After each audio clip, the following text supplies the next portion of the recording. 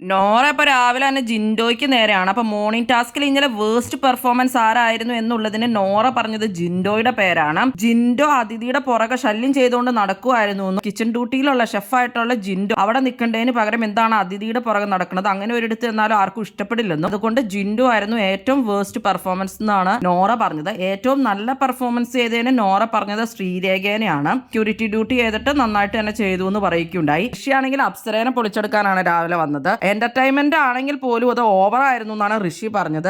ഗസ്റ്റിന് ഇഷ്ടമല്ലെങ്കിലും പുറകെ നടന്ന് ചെന്ന് തല്ലിപ്പെടുത്തുമായിരുന്നു എന്നുള്ള രീതിയിലാണ് ഋഷി പറഞ്ഞത്. ഒരു കുറച്ചെങ്കിലും ഒരു സ്പേസ് ഗസ്റ്റിന് കൊടുക്കണമായിരുന്നു എന്ന് ഋഷി പറയുകയുണ്ടായി. അത് ശരിയായിരുന്നു, അപ്സര കുറെ ഓവർ ആയിരുന്നു. അവരെ പ്രാങ്കിലൊക്കെ പിന്നെ ആ ഗസ്റ്റിന്റെ പുറകെ കിടന്ന് ഡാൻസ് ചെയ്ത് അത് അലമ്പാക്കി എന്ന് തന്നെ പറയാം, അല്ലെങ്കിൽ അതവിടെ നിർത്തിയാൽ മതിയായിരുന്നു ഒരു കൺട്രോളിൽ. അപ്പൊ കുറച്ച് ബെറ്റർ ആയി എന്ന് തോന്നിയിട്ടുണ്ട്. അതുപോലെ തന്നെ അഭിഷേക് ശ്രീകുമാറും അപ്സരയ്ക്കിട്ട് കൊടുക്കുകയുണ്ടായി. എന്റർടൈൻമെന്റ് ടീമിൽ അങ്ങനെ ചെയ്തത് കുറച്ച് ഓവർ ആയിരുന്നു എന്ന് പുള്ളിയും പറഞ്ഞു. അപ്സരയ്ക്ക് ഇപ്പൊ ദേഷ്യം വന്നിട്ട് ഇരിക്കുവാണ്.